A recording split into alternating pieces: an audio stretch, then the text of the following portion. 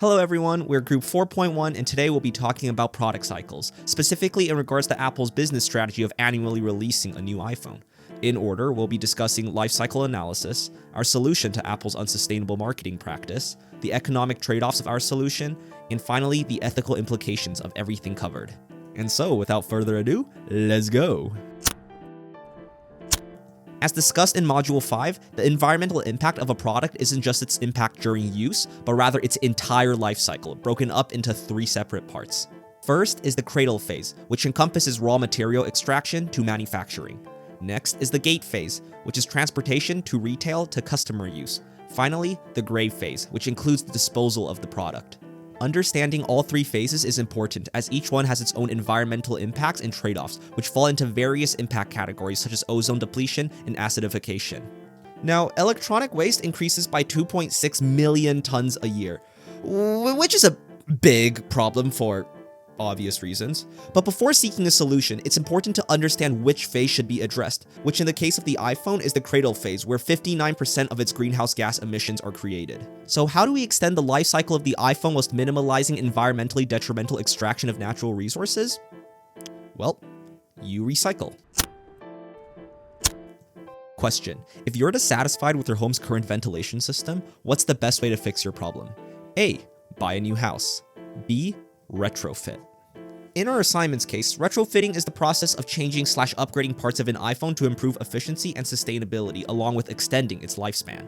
Admittedly, Apple already has a refurbishment program, but there are 3 major problems with it right now. Number 1, the options are extremely limited.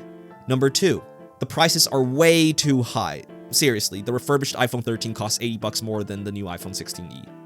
And number 3, the 2 main changes of a refurbished iPhone are not upgrades, but rather replacements of the battery and frame. Now, the first 2 problems are marketing issues, but the last one is what we strive to fix by not just refurbishing to replace, but retrofitting to upgrade. And we'll make these sustainable purchases more enticing by making it so that when you buy a refurbished iPhone 13, it's not just the same old iPhone, but rather one with parts aligning closer with modern devices. Another issue with the current program is that it's predicated on the idea that the person trading in their old phone will buy a new device, which essentially takes us back to square one in terms of sustainability. How we'll mitigate this is by making retrofitting an option for trade-in and continuing iPhone users too.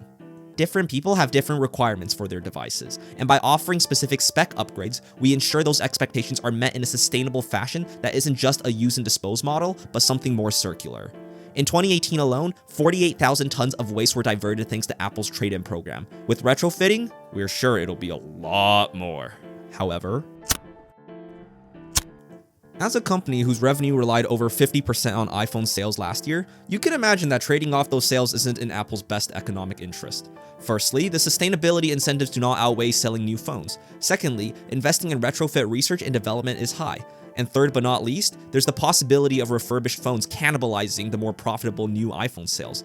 In our research, we had to choose between retrofitting for turn-in or continuing users, and although both trade off economics, we settled on actually making both an option, as the economic trade-off can be mitigated because creating affordable iPhones exposes Apple to new, particularly global markets. Apple's fastest growing sector is their service sector, which would benefit heavily from the new users from the first point. Also, it might be a good idea to focus on services instead, considering the economy is turbulent.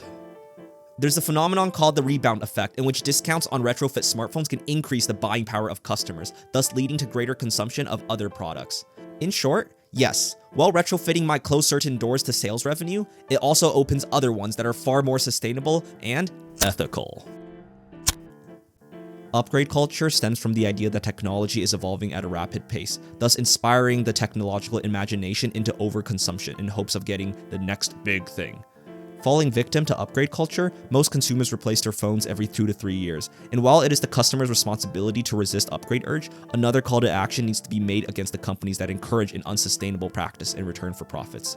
A way to manage this issue is by meaningfully innovating through retrofitting and focusing on product longevity, not capital. And hopefully to the iPhone's life cycle in the not so distant future, the grave is not the end. Thanks for watching. Yeah, references.